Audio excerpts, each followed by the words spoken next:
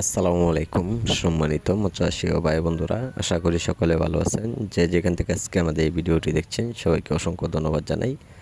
আজকে আমি সরাসরি আপনাদের মাঝে নিয়ে আসলাম দেশি মাগুর মাছ কীভাবে চাষ করবেন আর কীরকম পুকুরে মাছগুলো চাষ করলে খুব দ্রুত মাছগুলো বড় হয়, সকল বিস্তারিত আজকে জেনে নেবেন। সাধারণত পুরাতন পুকুরে দেশি মাগুর মাছের পোনা চাষ করা যায়, কালচার করা যায়, সর্বোচ্চ 4 থেকে 5 মাসে বাজারে বিক্রয় করা যায়। আর যারা পুকুরে চাষ করবেন তো অবশ্যই আপনারা সর্বোচ্চ মাছের পোনাগুলো 800 থেকে 700 পিস মাছের পোনা অথবা ছাড়তে পারবেন। সকল বিস্তারিত জেনে নেবেন। সম্মানিত ব্যাস, এগুলো মাছের পোনার একটা সাইজ অনুযায়ী আপনারা লক্ষ্য করে দেখতেই পাচ্ছেন, পুরা 1.5 থেকে 2 ইঞ্চি প্লাস রয়েছেন। তাই আমরা সারা বাংলাদেশের প্রত্যেকটা জেলাতেই মাছের সাইজ অনুযায়ী বিক্রি করা হয় পিস হিসাবে।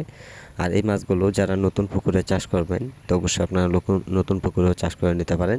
সাধারণত নতুন পুকুরে যদি আপনারা প্রথম অবস্থায় যদি চাষ করেন তা আপনার পুকুরটা ভালো করে শুকিয়ে চারখানি ময়লা আবর্জনা ফেলে তার উপরে 4 থেকে 5 ফিট পানিতে মাছগুলো চাষ করে নিতে পারেন। এর পাশাপাশি আপনার দিতে হবে চুন, সার, জৈব সার, এগুলো ব্যবহার করে আপনারা 4 থেকে 5 ফিট পানিতে মাছগুলো চাষ করে নিতে হবে।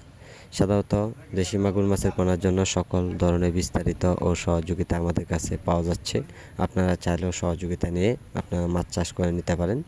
একমাত্র সহজ পদ্ধতি, একমাত্র নতুন নিয়ম, সব কিছু বিস্তারিত জেনে নেবেন। আর এইগুলো মাছের পোনার জন্য সরাসরি ফিড খাওয়ানো অবস্থা রয়েছেন।